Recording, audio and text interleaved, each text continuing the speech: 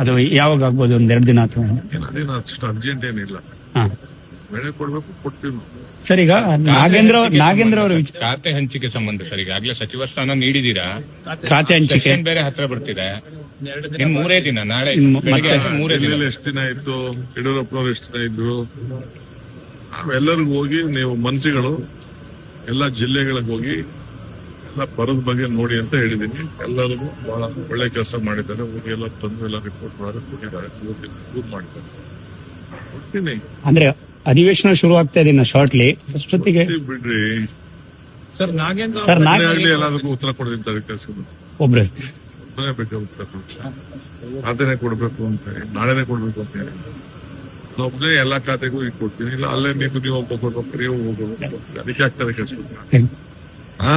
ಅಲ್ಲ ಸರ್, ಸಚಿವ ಸ್ಥಾನ ಸರ್, ಈಗ ನಾಗೇಂದ್ರ ಅವರ ವಿಚಾರದಲ್ಲಿ ಸರ್, ನಾಗೇಂದ್ರ ವಿಚಾರದಲ್ಲಿ ಸ್ವಲ್ಪ ಗೊಂದಲಗಳಿರುವಂತದ್ದು, ಜೊತೆಗೆ ಅವ್ರ ಮೇಲೆ ಜಾಮೀನಲ್ಲಿದ್ದಾರೆ, ಜೊತೆಗೆ ಬೇರೆ ಬೇರೆ ರೀತಿಯಾದಂತಹ ಕೋರ್ಟ್ ಷರತ್ತುಗಳೆಲ್ಲ ಉಲ್ಲಂಘನೆ ಮಾಡಿದ್ದಾರೆ ಅನ್ನುವಂಥದ್ದು ಕೂಡ ಕೇಳಿ ಬರ್ತಾ ಇದೆ. ಯಾರ ಮೇಲೆ ಕೇಸ್ ಇಲ್ಲ ಈ ದೇಶದಲ್ಲಿ, ಯಾರ ಮೇಲೆ ಕೇಸ್ ಇಲ್ಲ. ಕುಮಾರಸ್ವಾಮಿ ಅವರು ಜಾಮೀನು ತಗೊಂಡಿಲ್ವಾ? ಡಿ ಕೆ ಶಿವಕುಮಾರ್ ಜಾಮೀನು ತಗೊಂಡಿಲ್ಲ. ಎಷ್ಟು ಜನ ಮಂತ್ರಿ ಆಗಿದ್ದವರೆಲ್ಲ ಜಾಮೀನು ತಗೊಂಡಿಲ್ವಾ? ಎಷ್ಟು ಜನ ಕೇಸ್?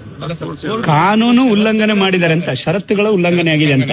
ಕರ್ನಾಟಕ ಬಿಟ್ಟು ಹೊರಗಡೆ ಹೋಗಿದ್ದಾರೆ ಅಂತ ಸರ್. ನನಗೆ ಯಾವಾಗಲೂ ಗೊತ್ತಿಲ್ಲ, ನನ್ನ ಗಮನಕ್ಕೆ ಬಂದಿಲ್ಲ. ನಾವೆಲ್ಲ ಸರಿ ನೋಡಿದೀವಿ. ಅವ್ರ ಮೇಲೆ ಯಾವ್ದು ಉಲ್ಲಂಘನೆ ಆಯ್ತು ಅಂತ ಹೇಳಿ ಅವ್ರಿಗೆ ಯಾವ್ದೋ ಶಿಕ್ಷೆ ಕೊಟ್ಟು ಜೈಲು ಪರ್ಮನೆಂಟ್ ಆಗಿರುವಂತ ಯಾವ ಆದೇಶ ಕೊಟ್ಟಿಲ್ಲ. ಕಾನೂನು ಇದೆ, ಕಾನೂನು ನೋಡ್ತೇವೆ.